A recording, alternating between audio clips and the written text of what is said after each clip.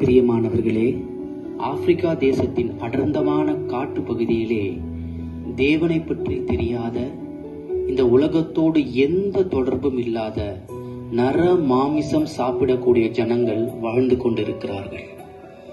அவர்களுக்கு ஆண்டவராக இயேசு கிறிஸ்துவின் அன்பை பற்றியும் அவரது ரட்சிப்பை பற்றியும் அறிவிப்பதற்கு இங்கு யார் இருக்கிறார், யார் நமது காரியமாக போவார் என்ற தெய்வ சத்தத்திற்கு அர்ப்பணிக்கிறவர்கள் இங்கே யாராவது இருப்பீர்கள் என்றால் உங்கள் கரங்களை உயர்த்தும்படியாக அன்போடு கேட்டுக்கொள்கிறேன்.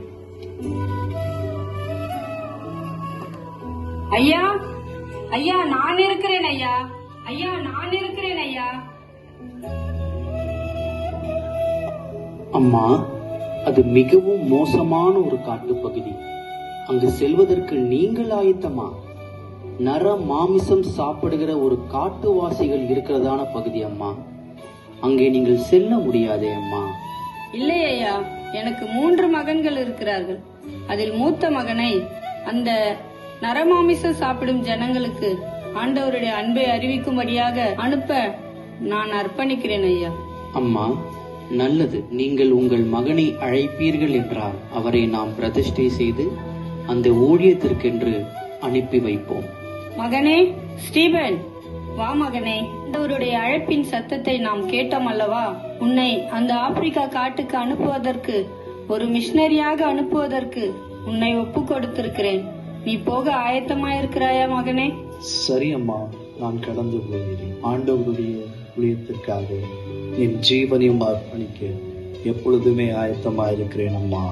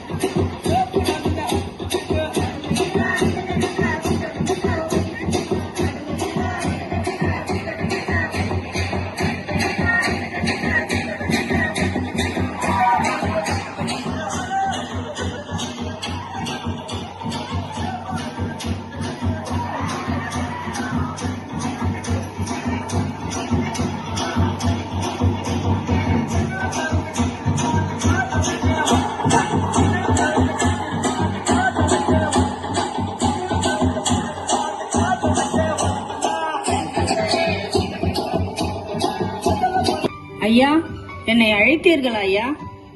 ஆமம்மா, ஒரு துக்கமான செய்தியை உங்களுக்கு அறிவிக்கிறோம்.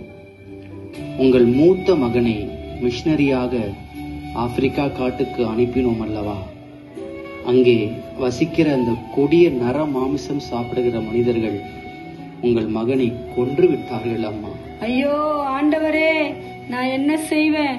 என் மூத்த மகனை உமக்காக அனுப்பினேன். இப்பொழுதும் ஆண்டவரே, உம்முடைய சித்தத்தை செய்வது மாத்திரமே என் வாழ்க்கையின் நோக்கமாக இருக்கிறது. ஐயா, ஆண்டவருக்கென்று என் மூத்த மகனை கொடுத்தேன். அது மாத்திரமல்ல, என்னுடைய இரண்டாவது மகனையும் நான் ஆண்டவருக்காகவே அர்ப்பணித்திருக்கிறேன். அவனை நான் ஆப்பிரிக்கா கண்டத்திற்கு மிஷனரியாக அனுப்ப ஆயத்தமாயிருக்கிறேன் ஐயா. அம்மா, ஏற்கனவே உங்கள் மூத்த மகனை இழந்து போயிருக்கிறோம். இந்த நிலைமையில் இன்னொரு மகனையும் நீங்கள் எப்படி அனுப்ப முடியும்? இல்லை ஐயா, ஆண்டவருக்காக நான் எதையும் செய்ய ஆயத்தமாயிருக்கிறேன். ஜேம்ஸ், ஜேம்ஸ், இங்க வாப்பா.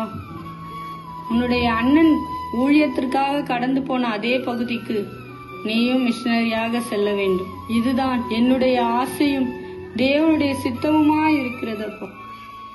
சரி அம்மா,